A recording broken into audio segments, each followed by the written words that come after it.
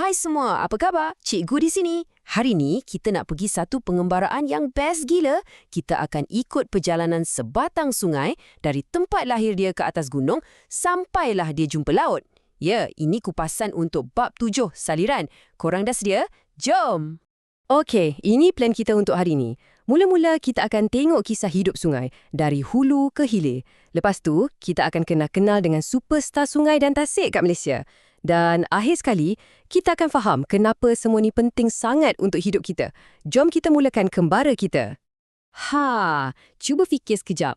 Sungai yang kita nampak kat bandar tu, yang nampak tenang je kan? Dengan air terjun yang kita nampak kat hutan tu, yang air dia deras gila. Sebenarnya, itu adalah sungai yang sama. Cuma pada fasa hidup yang berbeza. Macam mana boleh jadi macam tu ya? Okey, untuk bahagian pertama ni, kita akan jadi stalker sebatang sungai. Anggap je sungai ni macam manusia. Dia ada fasa remaja, fasa dewasa dan fasa tua. Dan setiap fasa tu, perangai dan rupa bentuk dia lain-lain tau. Menarik kan? Senang je nak ingat. Ada 3 peringkat utama. Peringkat hulu kita panggil fasa remaja sebab dia penuh tenaga. Peringkat tengah, fasa dewasa. Dia dah mula matang sikit. Dan peringkat hilir, fasa tua. Dia dah makin tenang. Analogi ni akan tolong kita faham ciri-ciri dia nanti. Percayalah. Baik, jom kita terjah peringkat pertama. Peringkat hulu ni selalunya kat kawasan tanah tinggi atau pegunungan. Bayangkan sungai ni macam seorang atlet lari pecut. Laju, bertenaga, cerun dia curam. So, kerja utama dia masa ni adalah untuk menghakis atau mengorek apa saja yang ada kat laluan dia. Disebabkan tenaga dia yang super kuat tu, dia akan korek ke bawah, bukan ke tepi. Inilah yang hasilkan lurah yang dalam dan sempit macam huruf V. Kat sini jugalah kita akan jumpa banyak jeram, air terjun yang cantik-cantik tu dan juga lubang periuk. Lubang periuk ni macam blender semula jadi kat dasar sungai, terbentuk sebab pusaran air yang kuat. Okey, habis dah fasa remaja yang lasak tu. Sekarang, sungai kita masuk fasa dewasa. Dah matang sikit.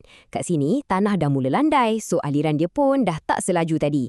Tenaga dia dah beralih dari mengorek ke bawah, sekarang dia mula menghakis ke tepi pula. Sungai kita mula melebar. Apa jadi bila dia hakis ke tepi?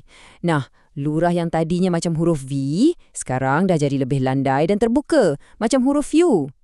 Kita juga akan nampak susu bukit berpancar. Dan yang paling best, kat sinilah sungai kita mula menari dan membentuk likuan-likuan yang cantik tu. Akhirnya, kita sampai ke destinasi terakhir, peringkat tua.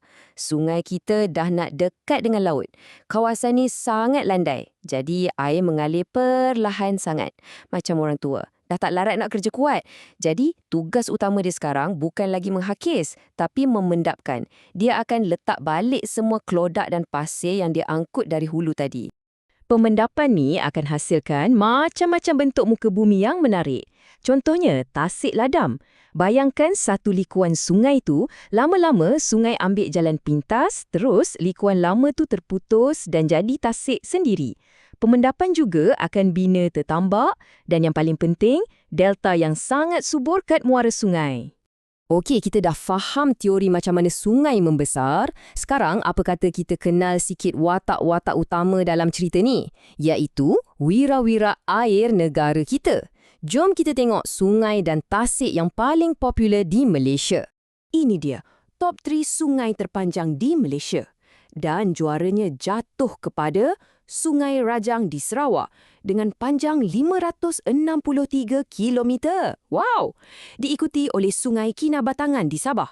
Dan untuk semenanjung Malaysia, yang paling panjang ialah Sungai Pahang. Korang kena ingat 3 nama ni ya?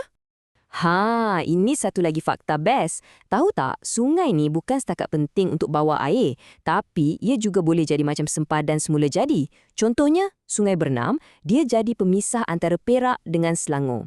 Lagi hebat, Sungai Golok pula jadi sempadan antara bangsa antara negara kita, Malaysia dengan Thailand. Okey, kita tinggalkan sungai sekejap. Jom kita tengok tasik pula. Secara asasnya, ada 2 jenis je. Tasik semula jadi, yang memang terbentuk sendiri oleh alam, dan tasik buatan, yang kita manusia bina. Selalunya kita bina tasik buatan ni dengan buat empangan kat sungai, tujuannya untuk jana kuasa hidroelektrik. Ini antara tasik-tasik utama kat Malaysia. Tapi ada dua ni yang korang wajib ingat. Pertama, tasik Bera di Pahang. Ini tasik semula jadi kita yang paling besar. Kedua, Tasik Kenyir di Terengganu yang merupakan tasik buatan manusia terbesar di Asia Tenggara. Hebat kan Malaysia? Baik, sekarang kita dah masuk bahagian terakhir. Mungkin bahagian yang paling penting sekali.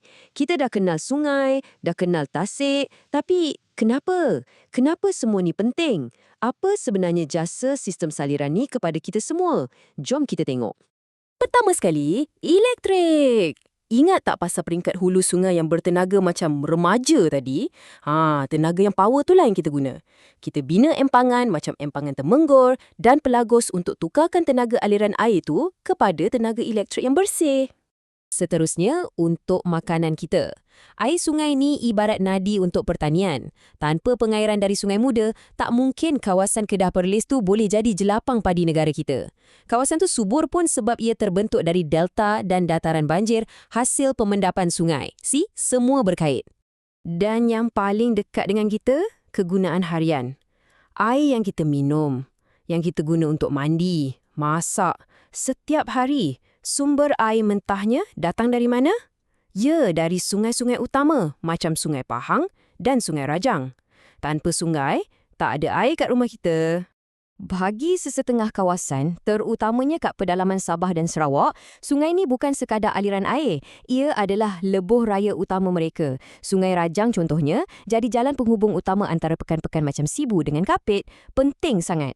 Selain tu, sungai dan tasik ni juga tempat kita healing kan? Daripada aktiviti santai macam night river cruise kat Melaka, sampailah aktiviti lasak macam berkayak dan water rafting kat Sungai Sedim. Semua ni jana pendapatan untuk pelancongan negara tau. Dan akhir sekali, jangan lupa, sungai dan tasik ni ibarat pasar ikan semula jadi yang percuma. Ia bagi kita sumber protein yang penting melalui ikan air tawar. Siapa sini suka makan ikan patin? Ikan patin, tilapia, kelah, semuanya dari sistem saliran kita. Jadi kesimpulannya, kita dah saksikan seluruh perjalanan hidup sebatang sungai. Bermula dengan kelahirannya yang penuh bertenaga di hulu, membentuk lurah V, kemudian dia jadi matang di peringkat tengah dan akhirnya dia berbakti dengan memendapkan semua khazanah yang dibawanya untuk membentuk delta yang subur di hilir. Kita dah nampak kan betapa banyaknya jasa sungai dan tasik ni pada kita. Dia bagi kita elektrik, air, makanan, jalan raya, tempat beriadah, macam-macam lagi. Jadi, persoalan terakhir untuk korang fikirkan ialah, bila dia dah bagi kita segalanya, apa tanggungjawab kita pula untuk menjaga khazanah negara ni? Fikir-fikirkan ya. Terima kasih semua. Jumpalah di dalam topik seterusnya.